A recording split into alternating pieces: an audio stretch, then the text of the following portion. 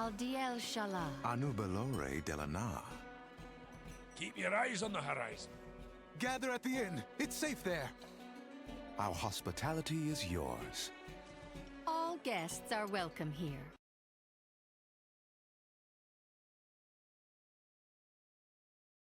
Hello, and welcome to the Delvers Inn. I'm Sanila, And I'm Zumanaki. and we're so glad to be here with you tonight. We had a very exciting real-life Noble Garden celebration in our home with lots of toys and trinkets and scavenger hunts and good food. So I hope you had a good Noble Garden celebration as well. I know Zumo is so excited tonight. He's got so much that he wants to talk about. And I am here for the vibes and the good feelings. Take it away, Zumo. So this last week, I really hit the ground running with Delves. And I'm really excited to be back into that flow of just, let's do all the Delves all the time. That I was kind of in most of the time in the War Within. I've got 4 characters up and running at max level, doing 11s, feeling great. My Warlock, my Warrior, my Shaman, and my Priest. In War Within, I was doing Holy on my Priest. Holy wasn't feeling good. I switched to Disc, and that is feeling great. I was really concerned about both tanks and healers and delves in general from like leveling up. I remember doing a delve at kind of the higher end of the leveling range on both my warrior and my shaman at like 88, 89. And they felt real bad. Like everything was hitting really hard on my warrior. I was struggling to keep Valera alive on my healers. And it does look like that was just artifacts of like scaling issues popping up. So that was really nice to see that, doing delves on those 2 roles feels very similar to the War Within. Feels great. In War Within, I was very heavy on running tanks, and I'm actually enjoying healers a whole lot this expansion. I think I'm going to switch about half my tanks over to healers. Have a more even distribution of my 13 classes amongst the 3 main roles. Whereas I think I only had like 3 healers in War Within, and then like 6 tanks, and then the 4 DPS only specs. So that felt real good. Been really happy with that. So you've your issues with Valera previously seem to have been scaling issues, but you haven't, let's be honest, been completely happy with her this week. I haven't. She has had a nasty habit of just aggroing random things for no reason. I know we were doing a Talaman together. And we were inside one of those like towers that the path goes through towards the beginning, fighting one of the nemesis mobs. And she just pulled like 6 more mobs that were all outside the building. Can attest, yes. For no reason. They went around the building to get into us. Yeah, I don't know what she did. Like, maybe she called all their moms mean things. But Ali Oxen free. Whatever it was super effective. They all came running out to the yard. And it was too much for us to handle. Do you think she brought her milkshake? Maybe. I don't know why, but my mind immediately went to Xal'atath when you said that. I'm not sure. I'm not sure why Xal'atath would if anybody's got a milkshake, bringing the milkshake, but that's where my head immediately is it a went purple milkshake? Is it like that McDonald's Grimace? milkshake, the Grimace milkshake? What?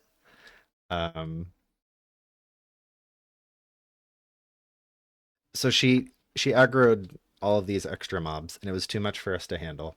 I think I died first, and then, or no, you must have died first, because then you released, right? Mm-hmm. And then I died, and I didn't release at first. And so Valera just teleported back to you at the beginning of the instance, and all the mobs came running towards you. Yeah, you're such a considerate husband. You always make sure I die first. Wow. Uh, so then you and her started running back, and I saw the mobs go running towards you. So then I'm like, okay, well, I guess I have to res. I thought we would just wipe it up, and try again. So then I resed, and then so Valera came back to me, and we were running towards you, trying to get to you so that she could like provide you with some heals. I could help out with like the mobs you were dealing with. And she just teleports to a completely random other pack that we were not in combat with at all, and decides to start fighting those 4 mobs. Yeah, it wasn't great. Bad form, Valera. Um, I had similar problems doing a Talaman on my own, not in that spot, but I actually got it to happen like 3 times. If I was going up the hill and aggroed something, she would teleport into one of the huts on the side and just start fighting the things in there. I mean, we had been talking about how the delves are much more open world now. Do you feel like maybe the delves are too open world and it's causing pull problems? Yeah, there might be like some pathing or mapping issues there that need to get worked out. Um, Another weird thing I saw her do today. You know how when the Nemesis mobs, like you get close enough to the flags that represent where they are, they appear and like kill all of the mobs that are nearby, Mm-hmm. right? They all just like fall down dead and have like a purple glow on them. Um, so in Twilight Crypts, right at the very beginning, when you go kind of down that first spiral, there was a Nemesis camp there, and it was those 3 like slug zergling looking things. Mm-hmm. Um, and so I attacked them, and they all came running towards me, and Valera teleported in and started attacking the dead bodies instead. And I was like, What you doing, what are you Valera? doing? And like dealt with the pack, and she was just still attacking with stuff, and I'm like, are you just broken? Because like they're dead, you're attacking them, it's not like they're going to die and then you can move on to whatever else you want to do. But then she killed it. Like Hmm. it was dead, but then she succeeded in killing it. um and it like dropped loot, and she moved on to the next one and started attacking that one, and after a while she killed it, and it dropped loot. I was, That ain't right. yeah. So that's, I guess that's not that surprising, because I feel like when they like die, they don't actually die. Mm-hmm. I I feel like I ran into that in the War Within. Hey, hey, don't be hating on those of us that have feigned death, okay? It can be really useful in a lot of situations, like when you're being attacked by a mini Godzilla from the Nemesis. For sure. I will always miss my Tree Assassin's disguise that gave So me good. Feign Death on my Warlock, in Warlords of Draenor. I miss that still. It was the best item. Every Um, time I feign death, I think about that scene from Muppet Treasure Island where the goat pirate goes, "Oh yeah, oh, I'm dead." So many great lines in that movie, but that's the one I always think of when I fall over dead. that's Quotations. that's really funny, because going into tonight, thinking about some of the things I wanted to talk about, I was going to make a Muppet Treasure Island reference.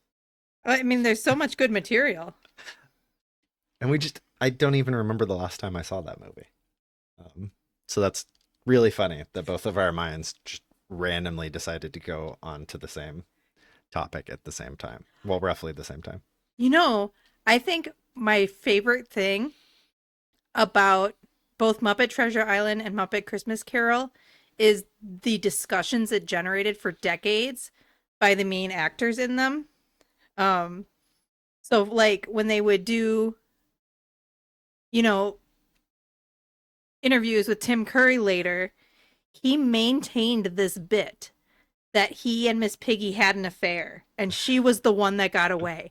And like decades and decades later, when he was like an old, shriveled up old man, he would still talk about his long ago affair with Miss Piggy and how she was the one that got away. Like he maintained this bit for life. Dedication to the craft. Yes. Whereas Michael Caine, took it very seriously. Oh, sure. He wasn't surrounded by Muppets. He was on Broadway doing high art. Mm-hmm.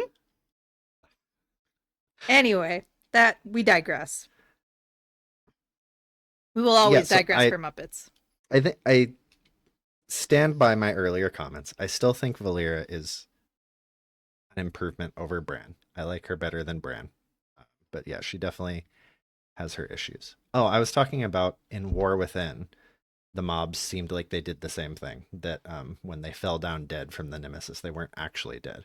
I definitely saw like some ogres stand up and start casting spells, or like some enemies stand up and cast their fear, like AoE circle around themselves. Yeah, I think they are just all playing possum. And Valera didn't fall for it. Speaking of Nemesis mobs, how did they get that moderately sized Godzilla into that tiny little hut? Yeah, that was also in Atalamon. I don't know, but it was quite funny. He doesn't even fit in He the doesn't. door. He doesn't even fit. He's a very, very big mob in a very small troll hut. I mean, he's not big for like, full-size Gorgira, but he is big for a mob. Mm-hmm.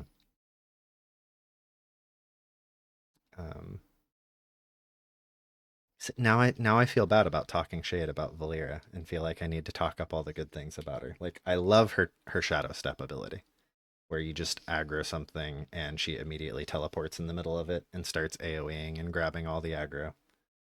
I really that is very PC corporate management of you. We should do her mid-year review and say 4 nice things about her and 2 things to improve. Well, I don't want to be too negative. Like, I said I'm so excited to be in Delves, and here I am complaining about something. I don't feel like that's a good representation. I mean, to be fair, it was something that happened that diminished our enjoyment of that delve. Oh, I was so mad. I was putting it mildly. The joy was a little diminished. I got raging. So mad at that moment. Zumo rage. I don't get mad very often, but like when something goes wrong and then you exacerbate what's going wrong, that makes me upset. But Not yeah, at me. Fine. Not at me, or I might cry and never play again. But no, it wasn't you. And even if it was you, like, you're a human being. I don't get mad at people. I get mad at objects. Situations. Yeah.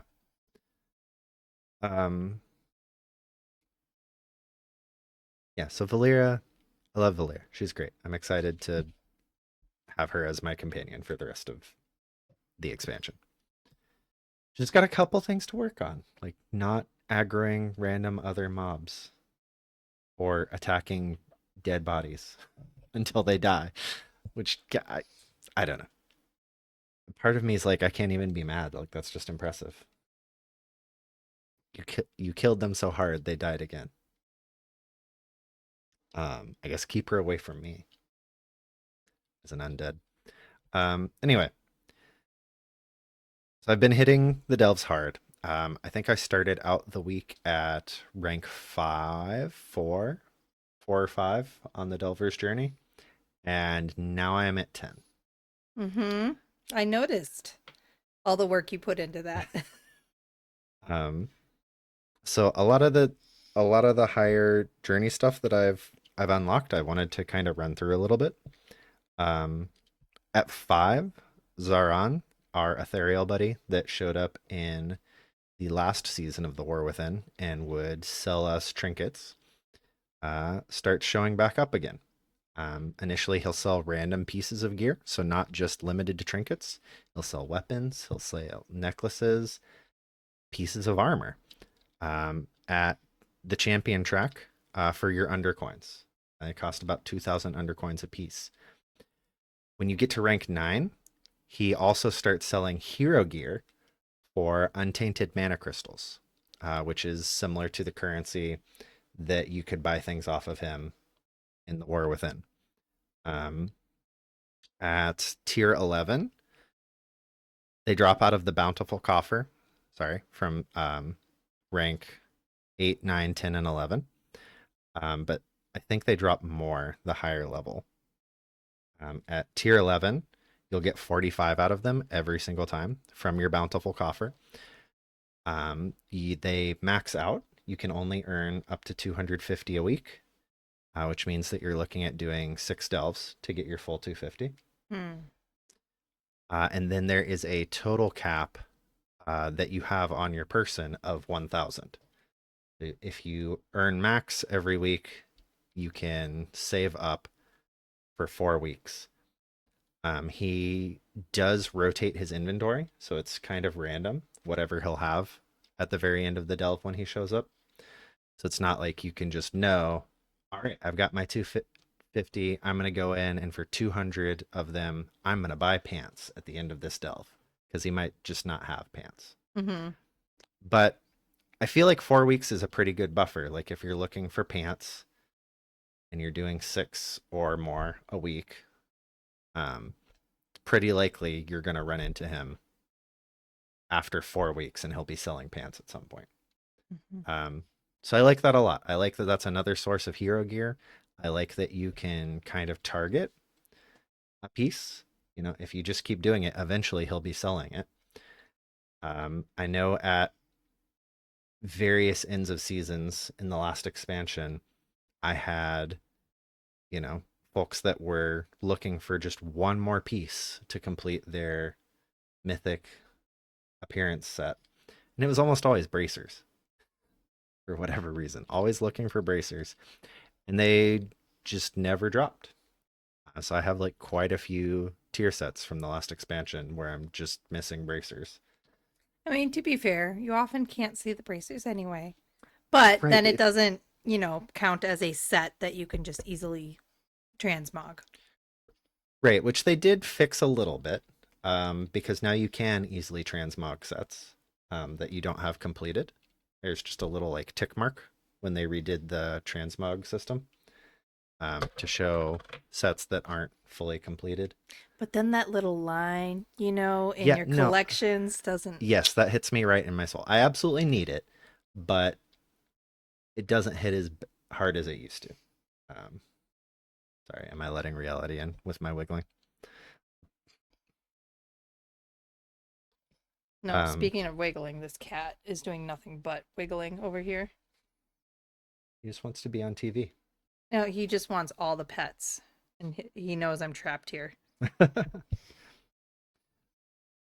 So Zoran will sell armor and trinkets for 200 of those untainted mana crystals. He'll sell one hands for 100, and he'll sell off hands for 50. I didn't get a chance to see two-handed weapons come up yet. I would assume they're 200, but don't know for Does this sure. kind of change your weekly plan where you would do 6 delves instead of your 4 and then like 4 prey for your vault? Yes, I think I'd like to circle back on that if Okay, we can. no problem. Because there are some other things that we'll also encourage. But I'd say you're right. I'm going to be looking to do 6 delves at least every week.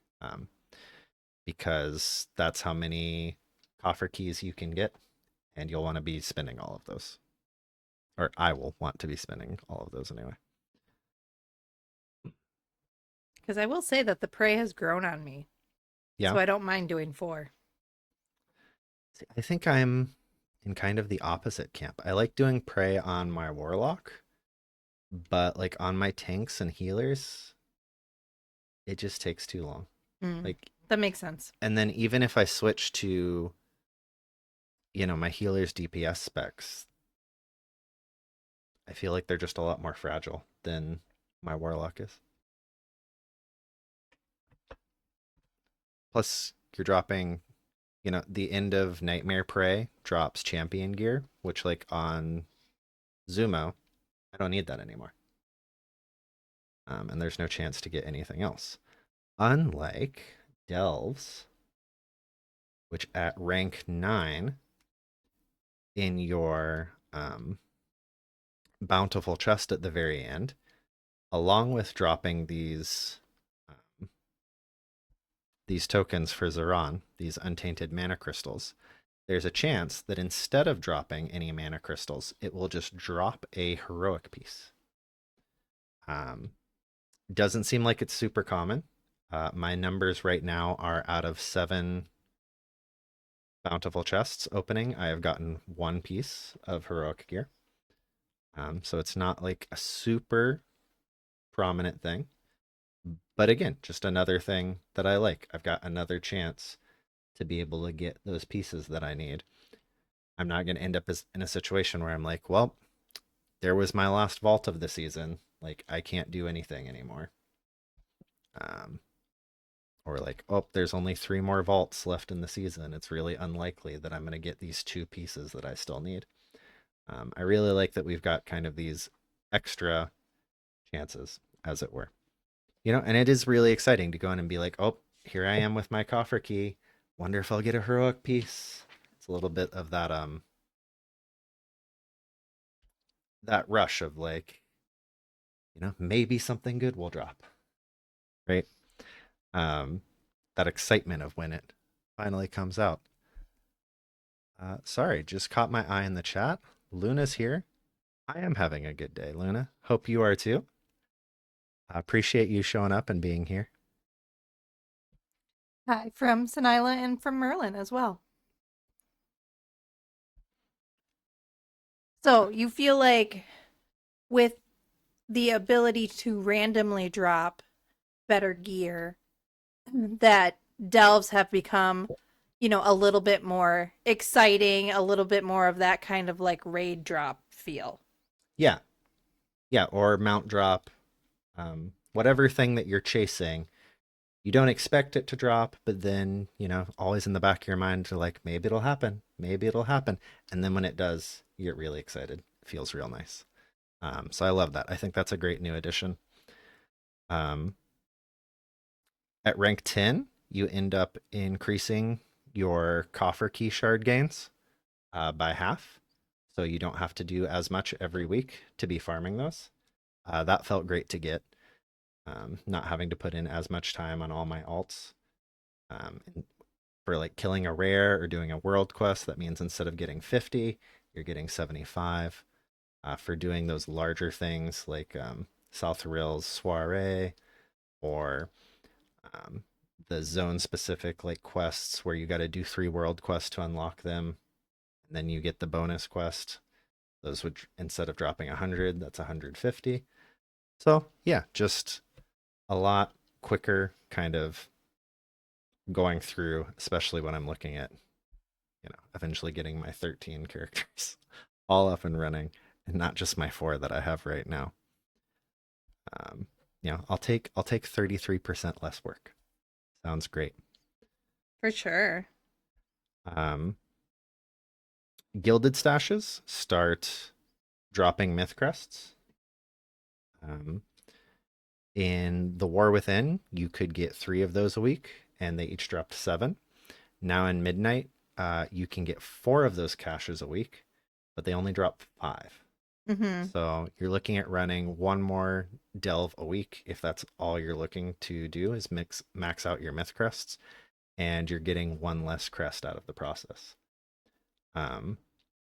It also doesn't seem like myth crests, or maybe it's not guaranteed and I'm not very lucky. Doesn't seem like myth crests are dropping from the map anymore. The Traveler's Bounty, where it used to be that if you did it on like a tier 11, you'd get some extra myth crests from opening up that hero treasure chest at the end. Mm-hmm. And they do not seem to be dropping this expansion. So, and just remind me, if I can get my mythic appearance by completely leveling up my heroic gear with heroic quests, What do I want those myth crests for again? Crafting other items using the Mhm. crafting system. So, you could make a myth level weapon, for example, is where the first 80 myth crests that I'm going to be getting are going straight to. But then after that, you could craft one of the nice belts, something that's not going to be part of your 4-piece, or boots, and get some of those really powerful embellishments on them, Mhm. those more unique patterns. You could craft one of those at Myth, would probably be the next thing to look at. So yeah, you're not going to need as many of them if you're just looking for getting your mythic tier set appearance. I know that was our priority in the last expansion, and they're just not used for that anymore. Mhm. But used for more making those more powerful, impactful, player power type pieces. So if I didn't have any interest in the myth crests, what tier would you recommend running at? I still think I'd say 11, Mhm. because that's where you need to go if you want to get that heroic piece able to drop at the very end out of your bountiful chest. If you do it on 8, 9, or 10, you're not going to have that chance. You're just guaranteed going to get those untainted mana crystals, which again, you can save up to buy a hero piece, but you won't be having that chance of just instantly getting a hero piece. If you just don't want to go that hardcore and just kind of take it easier, tier 8s will get you there. Like, take it slow and steady. You're happy with just, I'm going to try to get my full mythic transmog by the end of the season. Just do all tier 8s. You'll get there eventually. That said, I don't think tier 11s are that bad. I went in on my disciplined priest who was quite undergeared and didn't really have any problems after figuring out how to deal with some of the nemesis packs. Just the 3 guys were kind of a lot to deal with.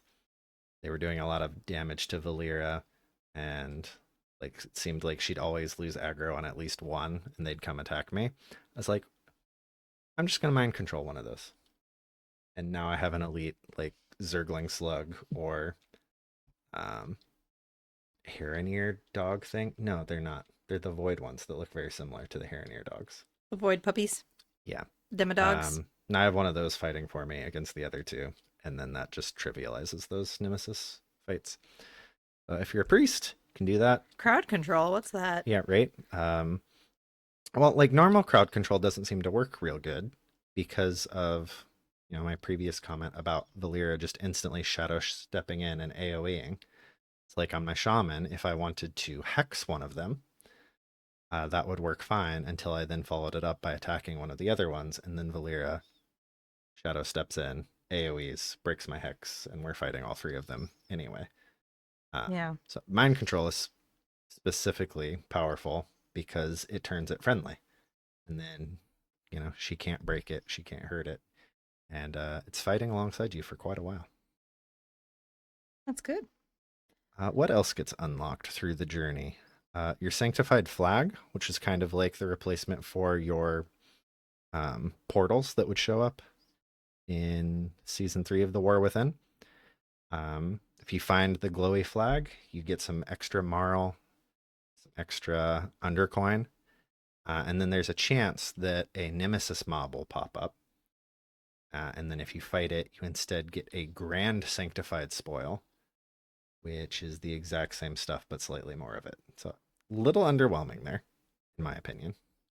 I'm not stressing too hard to try to find the flag because it's like 130 marl. It's like I can just do a world quest and get that. I really want the marl. You're over there like, I need all the marl in the world to buy all the things. That might be a nice lamp. Or even books. Never have enough books. IRL or in game. You brought up Prey, and I mentioned how I was kind of shying away from it a little bit. whereas you were saying that you liked it. I gotta find out what Astalor's up to. He's up to something, that's for Mhm. sure. I think he might be a Dreadlord. Um, there is kind of a crossover there between prey and delves. The weekly quest that he gives to do 3 nightmare prey hunts does give you a beacon of hope if you Mhm. complete it, which is the new item that allows you to summon the nemesis to come and fight you when you're at the respawn stone halfway through the dungeon. I think normally those cost like 2,000 undercoin if you want to just buy them. But it's really nice if you either don't have a lot of time to run a lot of delves or you just get really unlucky and you're on like delve 7 or 8 of the week and you still haven't gotten your map to show up. Just popping one of those, summoning the nemesis, and being guaranteed a map and then a heroic chest at the end of the delve is quite nice. So if you find yourself without any of those beacon of hopes on hand, just be sure to go visit Astalor. I seem to be having pretty good luck with that, and maybe it's just the bad luck protection that they put in towards the end of the War Within, that like if you do 6, you should be getting them. I think that's all the new stuff that I unlocked that I wanted to talk about.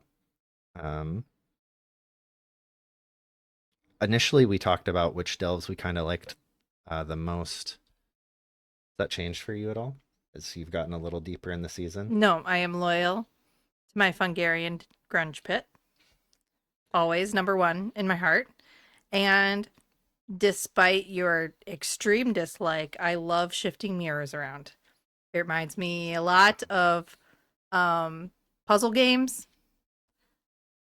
Maybe someday we'll go back to Blueprints, which in my humble opinion is the greatest puzzle game of all time. And yeah, so those are my favorites. With the pit, it feels very claustrophobic to me. Right? It's one room, everything's kind of shoved in there, really tight.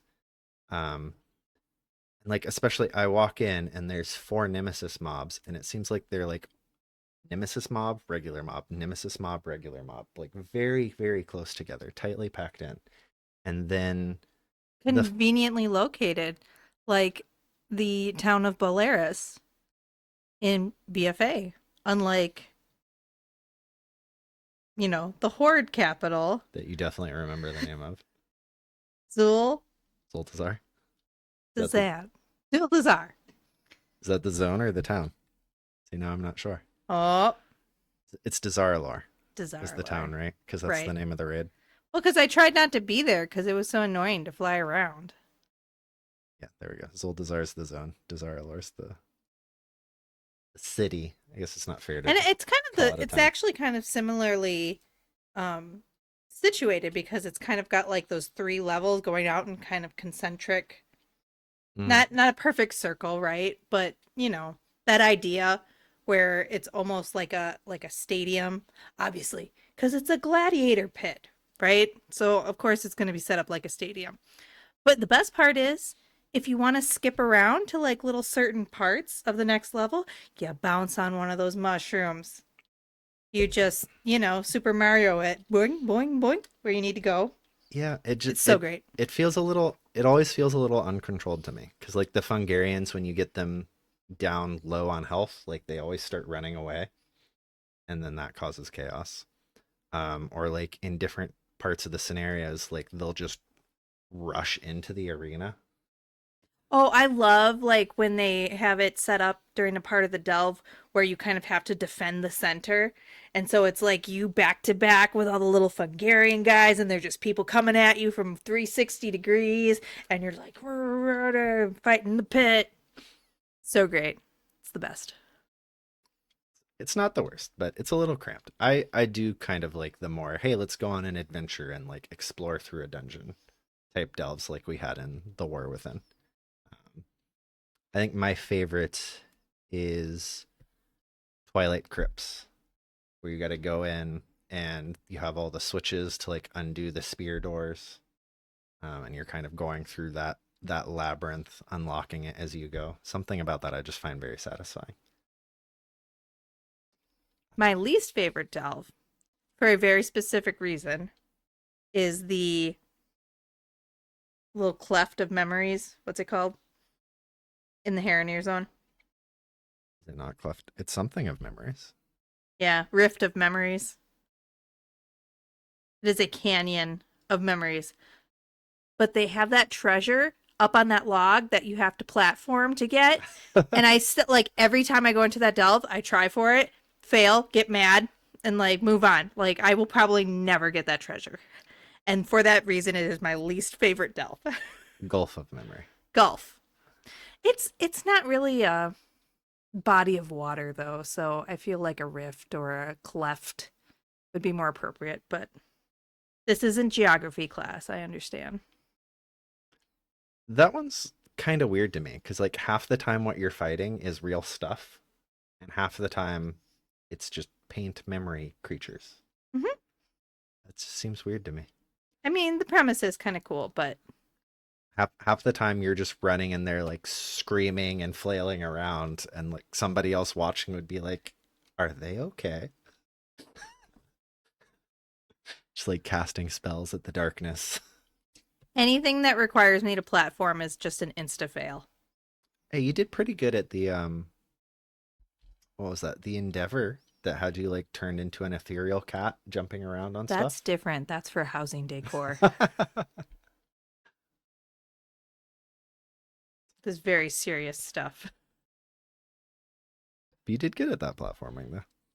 What would you do for a Klondike bar? All of that, but I would do it for housing decor. They got you hooked, huh? Mm-hmm. I mean, Severely. it is great. I talked about before how good it feels to, like, do a quest and see housing decor as a reward. Like, they nailed that. Just the long term. I mean, look around. Do you see how many items it takes to decorate this place? We've got, like, the Delvers, what's that restaurant? Not at Applebee's. It's like a TGI Fridays in here, but for delves. A Chili's? No, TGI Friday. Look, okay. they have all of the stuff on the walls. Like Applebee's has it too. Like any of those chain restaurants, just put a bunch of antiques up on the wall, and it's decor. Okay. That's what I was inspired by, Got it. honestly. Got it. But the Argentina is the exact same way. Hey, Oh, we're go to making this it worse. really, really old, We're putting more Raid. stuff up. find some junk, put it on the wall. It gives it Bennigan's. Bennigan's? At Yeah, the Bennigan's. MC Chris song. That's Yes. the only reason I know that restaurant name. I was thinking of what is that? The police movie. Hey, what's the name of that restaurant? Have all the weird stuff on the walls. And I couldn't remember what. Is it Shenanigans? No. Anyway,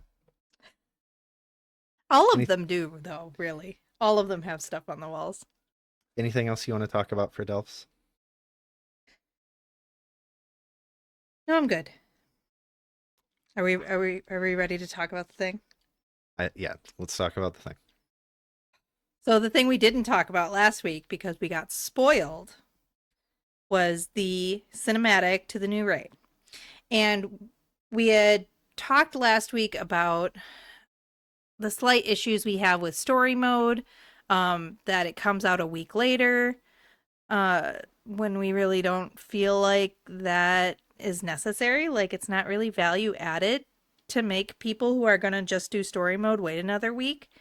All it does is gives us the opportunity to have the story spoiled, which, if I might say, kind of defeats the purpose of story mode. But then we were also concerned about if story mode is done and it misses a lot of context from other parts of the raid, if by skipping to the final boss, you miss context in the raid, that it can also be confusing and defeat the point of seeing the story because it doesn't make sense having missed context to put that final fight and cinematic in. So, given what we talked about last week, do you feel like this week's story mode did that better? worse, the same? I think it did it significantly better.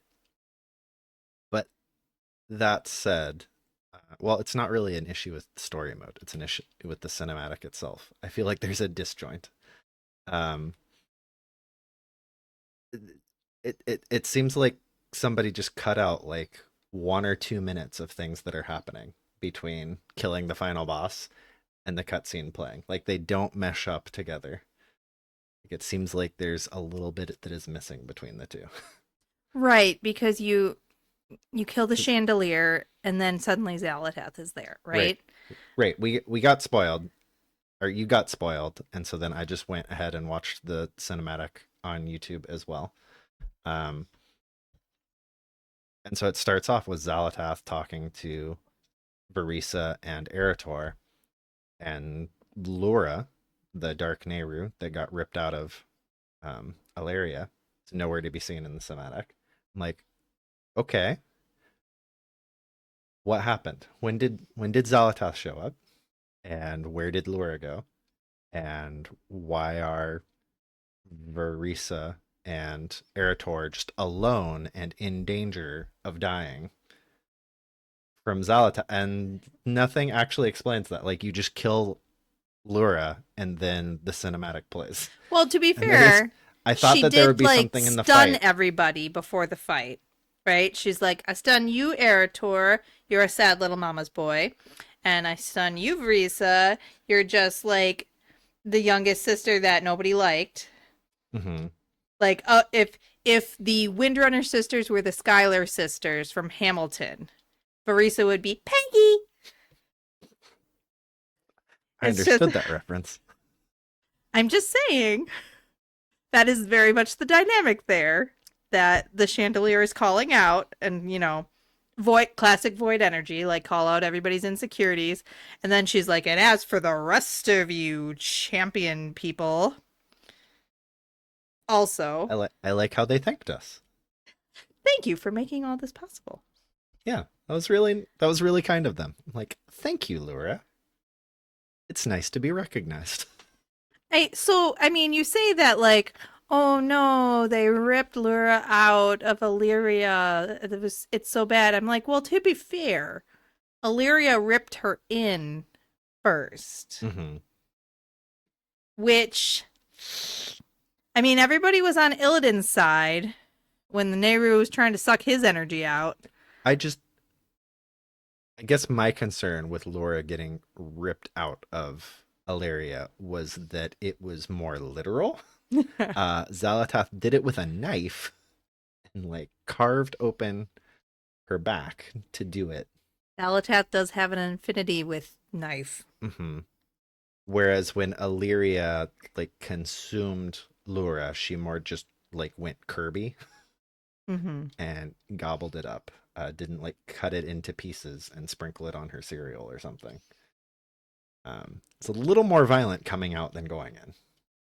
Are Nehru even alive, or are they just like big viruses? See, I was thinking of AI, but yeah, I don't know. We don't know what Nehru are yet, so I don't think we can comment on that too much. Yeah, you can't say anything bad about AI because it edits this podcast for me. Oh, well, that's fine. Because, well, if you want to go down that road, like, your character as a blood elf, you are a real being, obviously, because you are descended from some of the original life that evolved on Azeroth. But me as an undead, I used to be a human, which came from the Vrykul, which were Titan constructs, which were just AI in stone bodies, right? So I feel like WoW's kind of taken care of that argument already as far as AI goes. Yes, AI is alive. Half the player characters are descended from AI. Or maybe we will learn more in The Last Titan. I would hope we would learn more in The Last Titan. Well, just about, the nature of the Titans and their constructs in general. Yes, I hope we would learn something about that in that expansion. But yeah, I'm going to take the approach that I take in real life. Whereas if there's any doubt if it's sentient or not, just treat it like it's sentient. You know, once Alexa starts telling me that it's alive, I'm just gonna take it at its word. And you always say please and thank you, I even do. though the tech lords told you not to. It just gums up the AI works. Yeah, it wastes power. Yeah, well, so do all of these AI data facilities. That anyway, that's political. We're gonna Moving skirt away on. from that. Um, So the chandelier is doing their thing, thanks us nicely, and then we kick its butt, and suddenly Zalatath. right. The Laura just disappears, and Zalatas there, which I mean, I guess it isn't so weird because she's the one who orchestrated all of this. But where did the rest of us go? Like, why are Verisa and Turalian alone in that room with Zalatath with no one else to intervene? And like, she's going to kill them if not for. I don't know about you, but I was in the corner grabbing my bucket of popcorn to watch all this go down. Um, And then suddenly a purple arrow whizzes by. And I was like, hey, wait a minute. I know that arrow. But I got confused for a moment because I was like, didn't she lose her powers? whereas I saw that and just we didn't It's watch it Sylvanas. together. It's Sylvanas showed up. We didn't watch them together. No. So I was upstairs, in a room by myself. And I heard you watching yeah, all it of a from sudden you across the just house. hear me yell. Yes. Yeah, I realized that I knew that I liked Sylvanas, but I realized that the only times that I have ever like done that yelling exultation to any cinematic in World of Warcraft has always been BFA. Sylvanas. That was you. BFA opening cinematic for the Horde. Yep. Best cinematic moment. And then at BlizzCon, the Shadowlands reveal, when instead of putting on the crown, the Helm of Domination, she rips it apart. So I almost good. wore that shirt today. But yeah, we see the black arrow whiz by, and immediately there's no doubt in my mind who it is. Oh, that was me. I have Black Arrow now, didn't you know? Right. But so has she since Warcraft 3. And now, if it had a chain, that would have been really interesting. Yeah, I think she's stepped away a little bit from the domination power. I mean, she can conjure maw portals. But there is a truth yet to be revealed regarding the true nature of the Shadowlands. All is not as it seems. She still has more work there to do.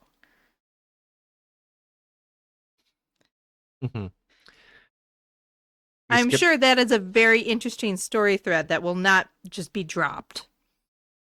Oh, I don't think it can be. I think this is directly, like you said, leading up to the truth of the Titans, what they are, what their grand plan or scheme is. Like this is definitely paving the way for that. It did feel very jarring that she just showed up and then 3 minutes later was like, "All right, I'm gone now. Bye." That seemed very strange to me. I fully expected that Sylvanas would show up in a big like grand save the day moment and that she would end up sacrificing herself to save Quel'Thalas. I 100% was convinced that would happen. And then instead she just showed up once all of the fight was over and then immediately left. Didn't hug her sister. Oh, boo. To be fair, I wouldn't hug Verisa either, but that's just me. She's growing on me. ever since the quest line at the end of War Within, where she was like standing up for Sylvanas a little bit. She's been growing on me. Ever since she gave her nephew a haircut, did his tattoos. So apart from Sylvanas showing up, I think my favorite part of the cinematic was Zalatath's reaction to Sylvanas showing up. She just completely drops this facade of being like this menacing, otherworldly 4D chess player, and she's like, "You, I honestly didn't account for you." No one ever expects the Shadowlands Inquisition. just I loved that so much. She's like, I have been 20 steps ahead this whole time and been like fully prepared for everything. This was not on my bingo card. I see you have Boom Boom Stick. Bye bye. Bye bye. Was that the reference you wanted to use? Yep. Oh, so good. That's what it reminded me of. The Muppet Treasure Island. Tournez-vous. Yeah, I thought that was so good. And why would she need to stick around? I mean, she was just having fun. She was gonna kill Erator and Verisa because she was there and she could, but like that wasn't necessary. Now I'm thinking of Xalatath going, "Oh, hello, Sylvie. I honestly didn't account for you." Yeah, and she just leaves because like she's achieved whatever she was trying to achieve. Which was, Oh, have you done the follow-up quests? well, I know that, like, yeah, they turned it into the Darkwell, Mhm. which I know it's bad. I know it's like a Darkwell equals bad, but it looks so cool. Yeah, but they fixed it. All the lights like in the Darkwell chamber, like being that like indigo violet, like, oh, it looked so cool. I honestly think we should just keep it for the vibes. Darkwell is a much cooler name than Yes. Dawnwell. Yes, like a Snackwell Devil's Food diet cookie from the 90s, like that rich chocolatey on your tongue. Sweetened with aspartame because it's void and evil. There was a comment in one of the follow-up quests. I think it's Erator. Maybe not. That points out that all of these void beings that were coming down weren't just like coming out of the sky and being deposited there at the Darkwell. They were going down. Mm-hmm. Who else did something like that? That was like shooting down below an important structure. Do you know what I refer? You're talking about Sargeras and his sword? I am not. Oh. I What are am you talking talking about? about everyone's favorite baddie, the jailer, who orchestrated, like, they had that engine below Northrend that the Dreadlords were powering for all of the dread energy, or all the death energy. I have no idea what you're talking about right now. What? Go back and watch a tally video, sir. The Dreadlords in Northrend. Yes. Underneath the Citadel Uh-huh. had like this little like engine that they were using to power and create Dominion magic. It's like literally the same thing where they were like tunneling under. They were using all the death energy that was being generated by the Northrend fight and like powering it in these generators. Uh-huh. I believe you. It was I a whole just thing. Don't remember this at all. It was a whole thing. Because it was like, oh, there was like the story you know. And then there was this whole other extra thing going on underneath. So I think it's very similar where there's like, yeah, like there was the Sunwell and it turned into the Darkwell because it was getting shot by the Void. But yeah, there was something beneath it. There might be something going on down there. I mean, there's a world soul down there somewhere. Yes. Um, And everybody's fighting to imbue it with their own flavor mhm. of power. And Azeroth is just going to emerge like rainbow magic Madan, like in rainbow disco colors, just every power that's been infused with her.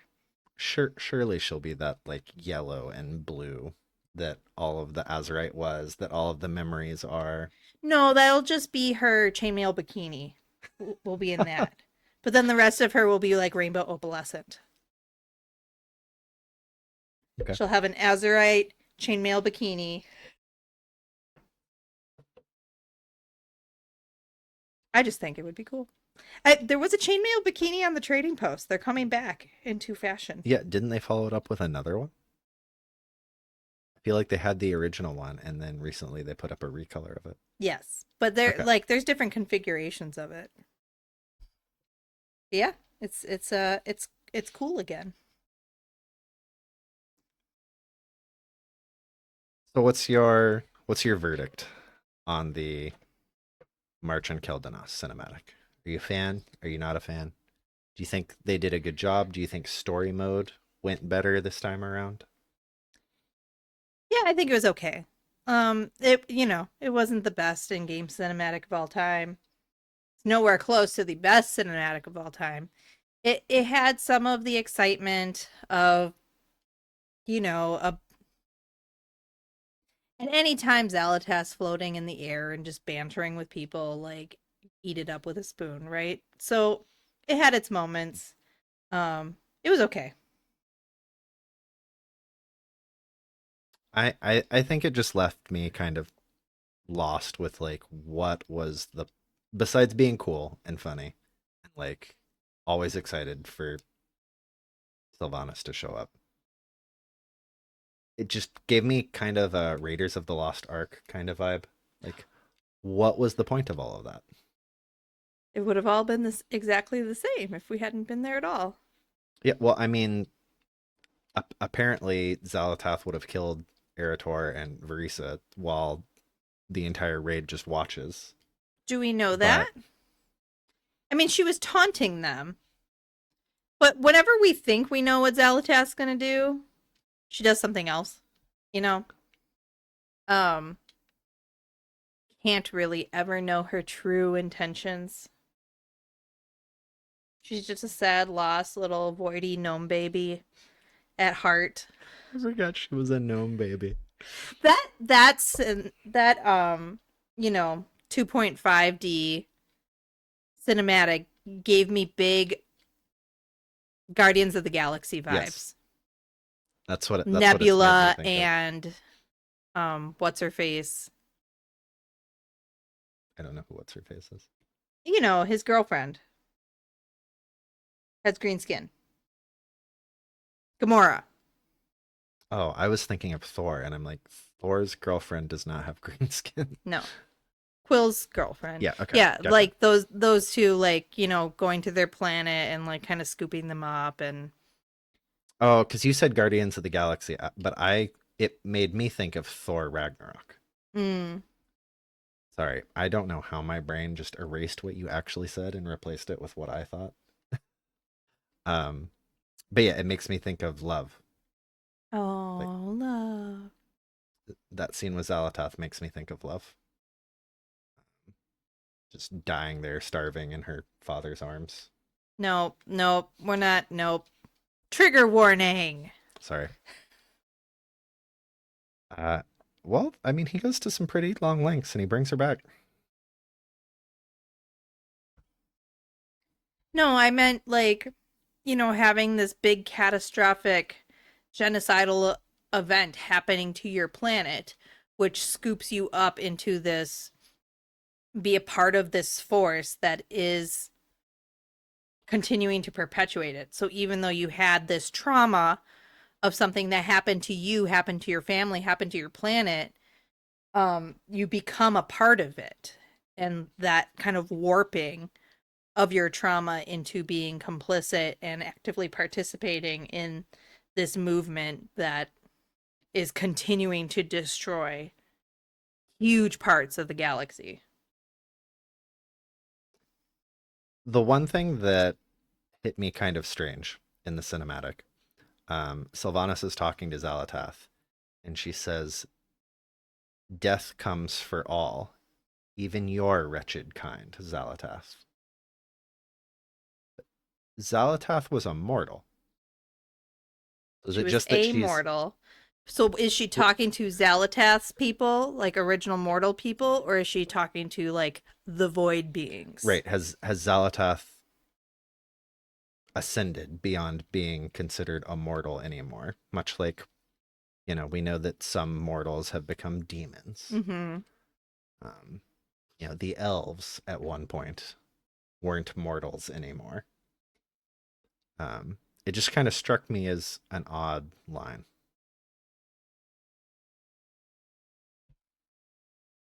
Not that it's wrong.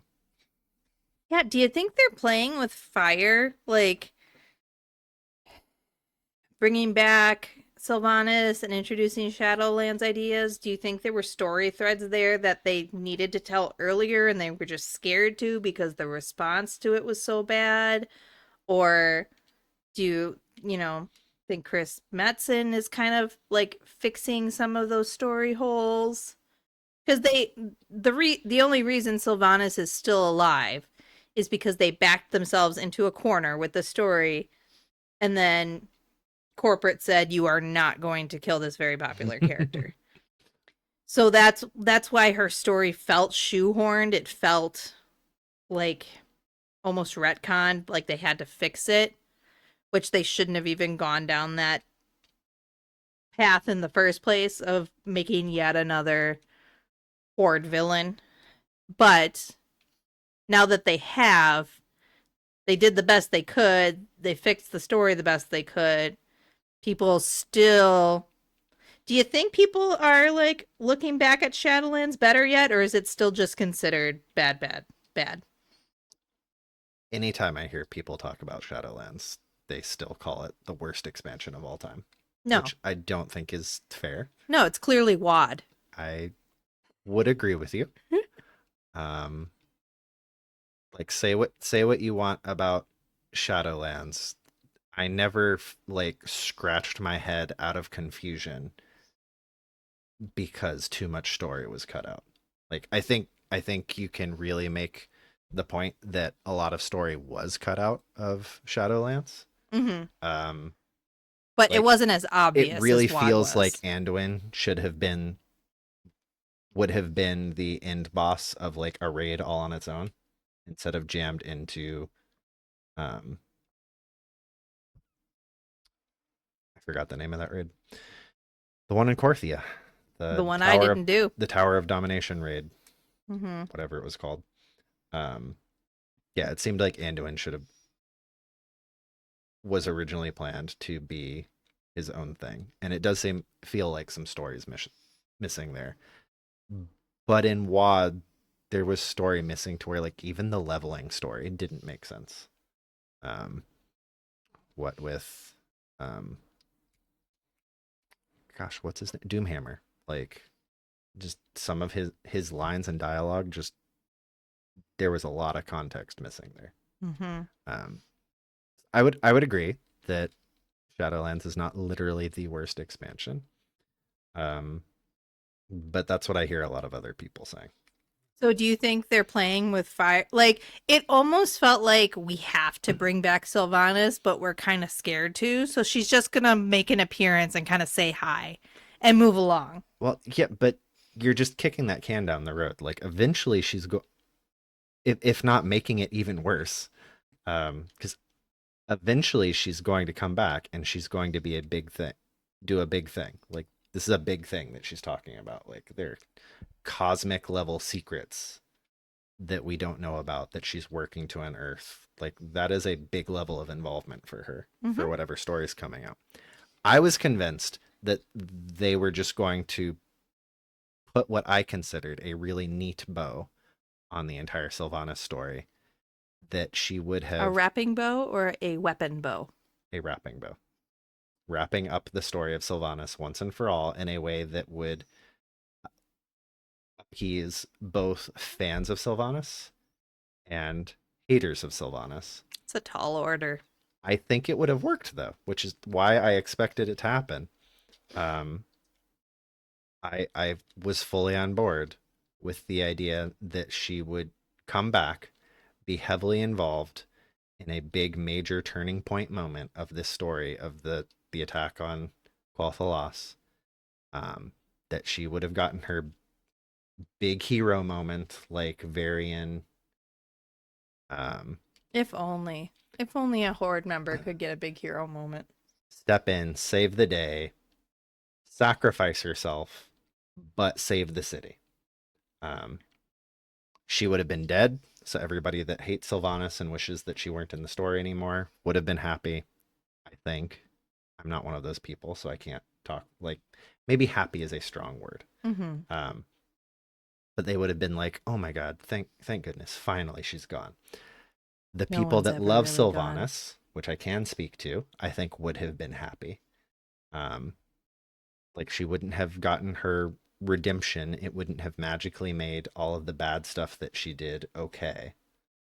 But I would have been very happy seeing her come back, have her Gandalf moment, save the day, and then make the big sacrifice. I feel like it would have a lot of nice symmetry with the Scourge attack on Quel'Thalas, where she failed to defend the city, and then died and was raised.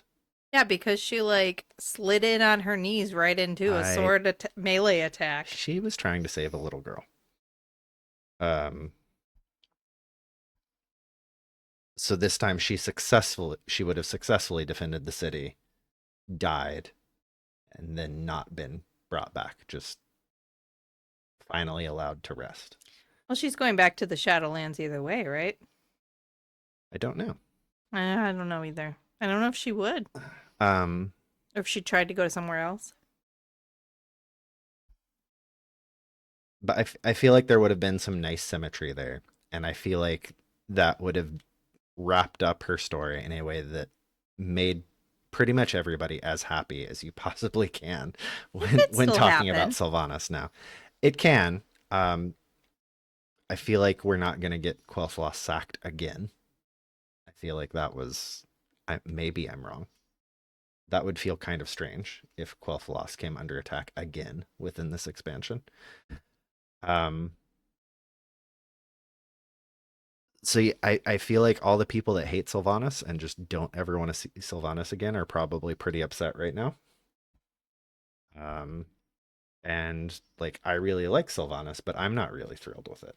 So as far as like making people happy about Sylvanas, I don't think they did a great job.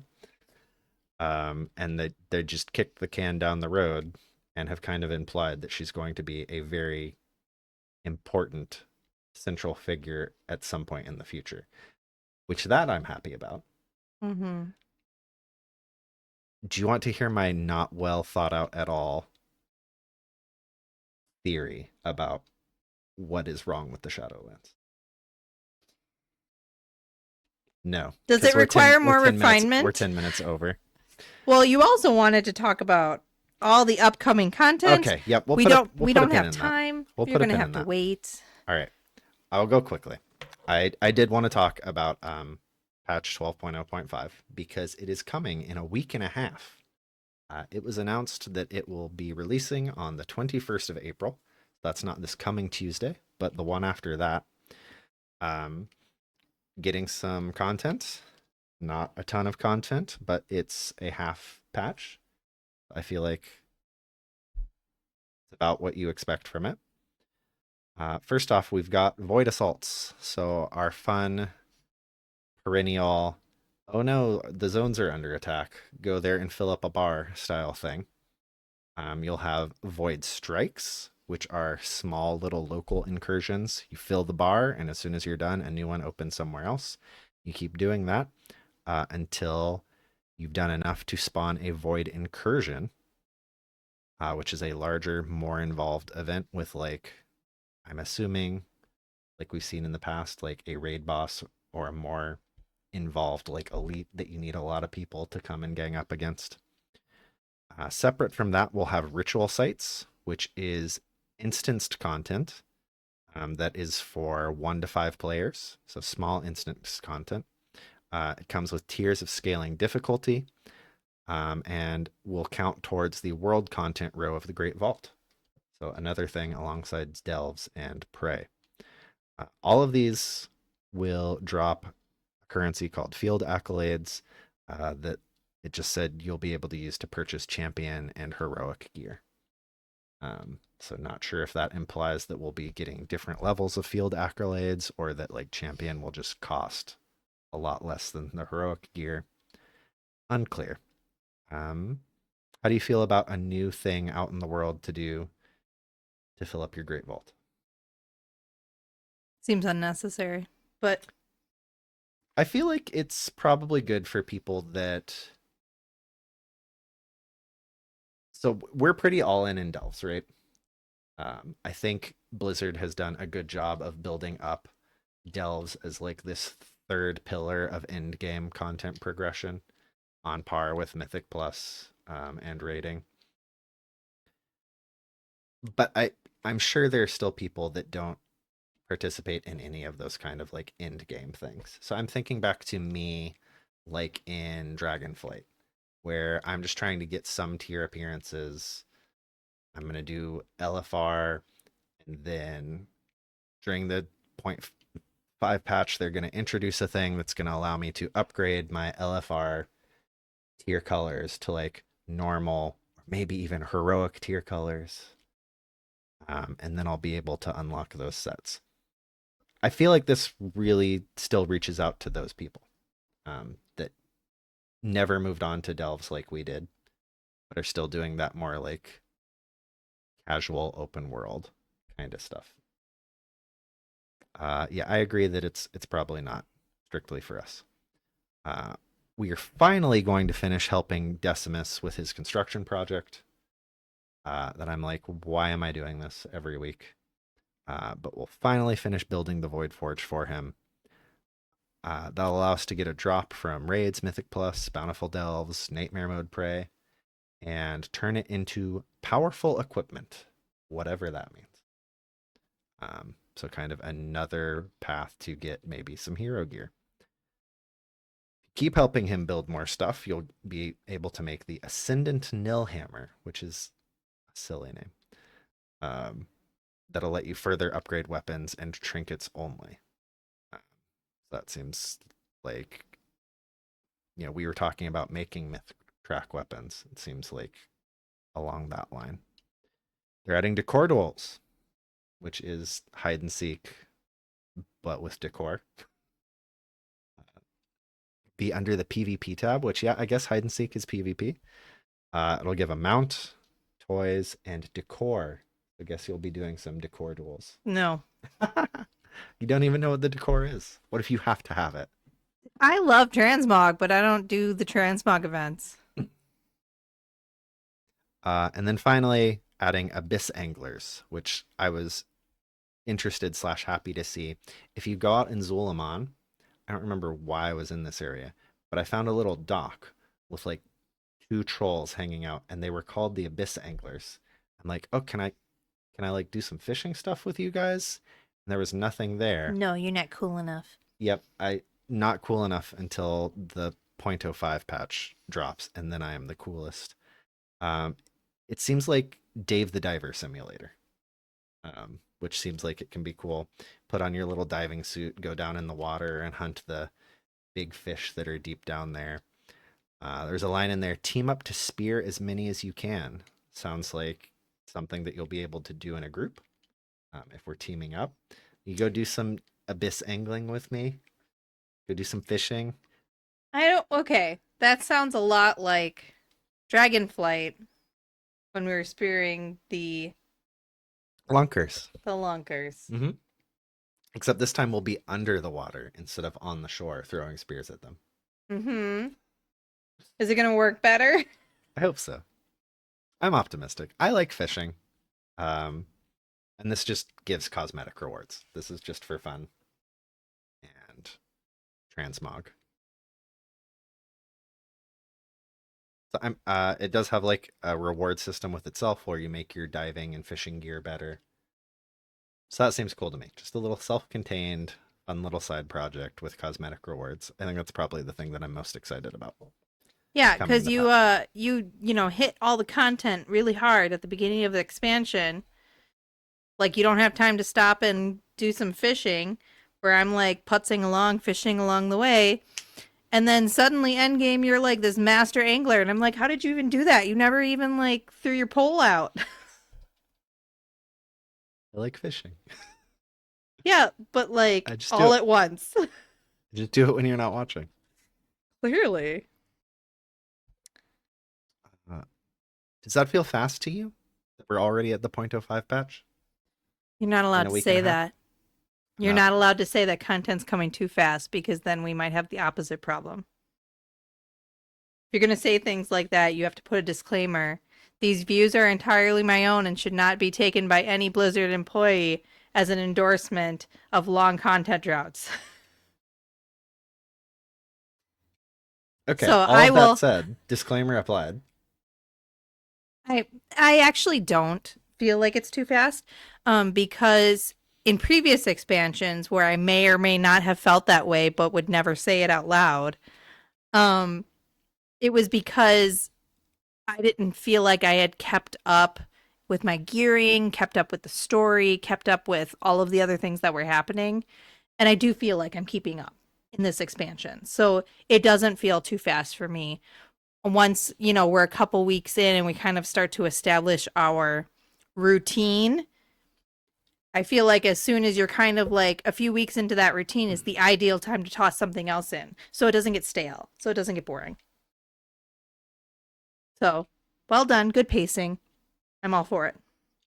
Yeah, that seems like that's going to end up being about a month of raid, and then you put another month of raid, and then it's time for the next patch. Another 8 weeks of raid. I guess it would be 8 weeks. Yes, it's kind of lopsided then.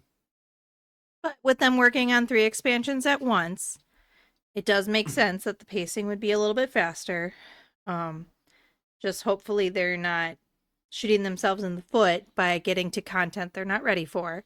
But if they're working on all of it simultaneously, like I suspect they are, I mean, that's how they filmed all the great trilogies. Lord of the Rings, the Pirates movies, those great trilogies that stand the test of time. Captain Jack Sparrow. But, when they film things all at once, it allows them to have a complete finished series sooner. Mhm.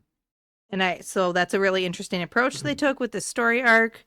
And I hope that it means all these things that are really important to WoW players, like the content pacing, like the continuity of story, polished content, is going to come to fruition and bring about a new age of happy WoW times. Yeah, I mean, I'm not super worried about a long content drought at the end of the expansion, just because I didn't feel like there was one at the end of the last expansion. You know what I am behind on is my house. So honestly, if we did have a content drought, and I'm not saying we should, it would actually give me time to catch up on my house, IRL and in game. Well, I think we're a long way away from that, because we still got at least a year of this expansion to go through before we get to, I mean, assuming that we're going to have 3 raid tiers, right? Mm-hmm. Looking at least a year out. So a lot of midnight to go. Quite excited to see where it all heads. I don't think we're going to be seeing Sylvanas for a while. Nope. I mean, I think next patch we're not going to be doing any main story stuff anyway. I think we're going to be going off on a bit of a tangent. Into a troll raid. All the best expansions have troll raids. It's true. And you kind of have to, right?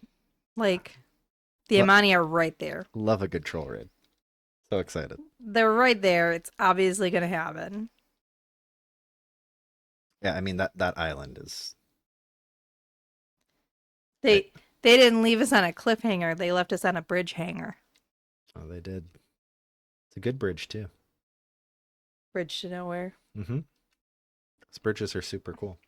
They're like physical foreshadowing. Mm-hmm. And we're literally going to span that bridge into the next part of the story. Mm-hmm. And on that note, thanks for joining us tonight. From us here at the Delvers Inn, I'm Sanila. And I've been Zumanaki. And we hope to see you again here soon. Bye.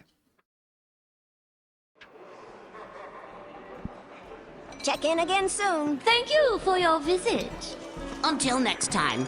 Sunwell's glory shine on May you. the eternal sun guide you. Come again soon. May the depths bring ye wealth. Next one is on me. Don't do anything I wouldn't do. Rest well. Rest well. Stay warm. Travel in starlight, friend. Safe travels. Travel safe. Safe travels. Farewell. Farewell. Farewell.